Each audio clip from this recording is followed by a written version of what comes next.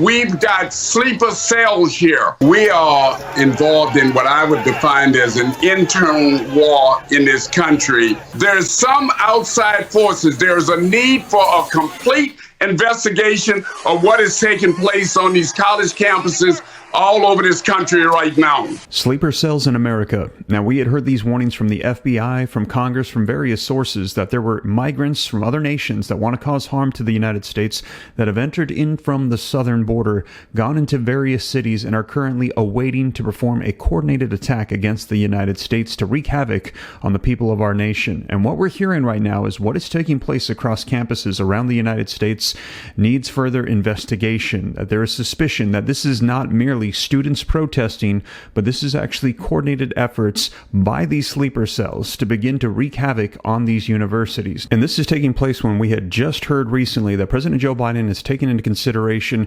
shipping refugees in Gaza, Palestinians, to the United States. And a lot of people are saying this could be a security concern, not knowing who is actually a refugee and who is a member of Hamas. Now, to get more information on that, stick around to the end. I'm going to give you a video update on that as well. Now, I'm going to be sharing with you the video footage, and before we dive in, do me a quick favor. If you appreciate the updates, keeping you up to speed on everything, take a quick second, hit that like button for me. Just helps support the channel a ton. Thank you so much. I appreciate it. Also, to stay up to date, it's totally free. Why not hit the subscribe button, turn on that notification bell, and also to stay connected off of social media platforms in case we see cyber attacks or anything that we've heard warnings of from the FBI hitting the United States.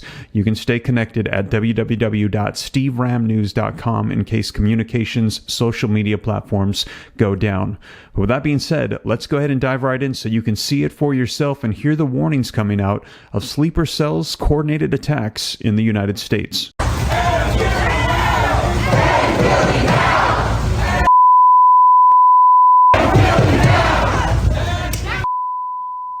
A line of police officers holding back a group of about 100 anti-Israel protesters at Georgia State University yesterday afternoon.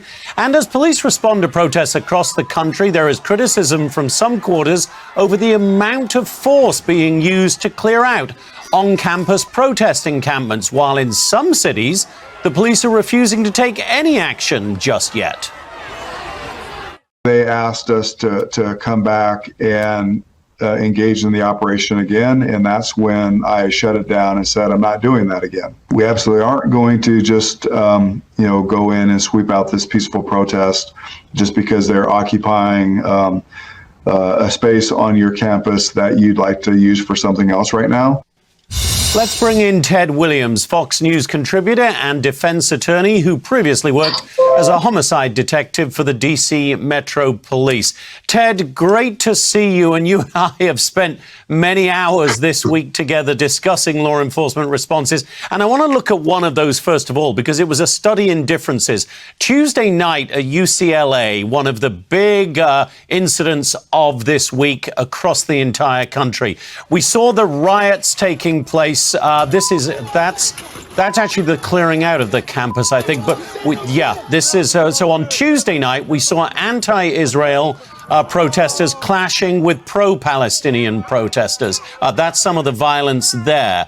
And there wasn't a law enforcement person in sight for hours that night, Ted. And then the next night, Wednesday night, they did come into the early hours of Thursday morning, and the police completely dismantled that encampment led by the California Highway Patrol. What did you make of the way this bizarre situation played out over 2 nights in L.A., Ted? Hi, Jonathan. I got to tell you, we are involved in what I would define as an internal war in this country. There's always been a strained relationship between students and law enforcement.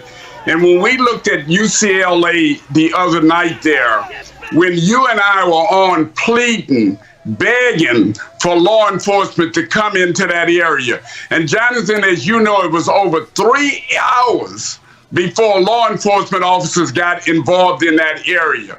Jonathan, there is something going on in this country that's bigger than what we are watching here on television with the students on these various campuses.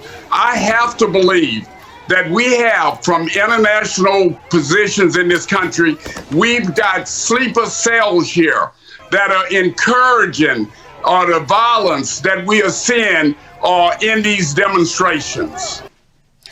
Ted, there's a lot of talk as well about, well, the various law enforcement agencies have to wait to be invited in. That might be true on a private university campus such as Columbia, where the NYPD were eventually invited in and did a pretty much textbook operation.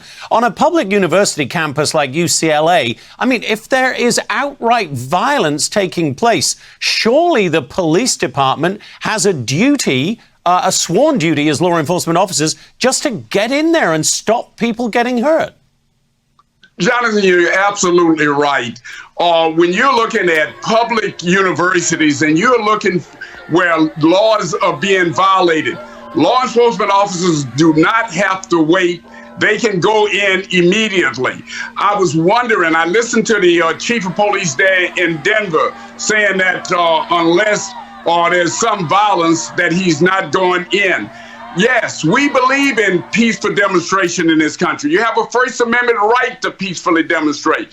But when those demonstrations get out of hand, like at UCLA there, the law enforcement should have gone in, and it should have gone in right away. That was a national embarrassment as far as I'm concerned.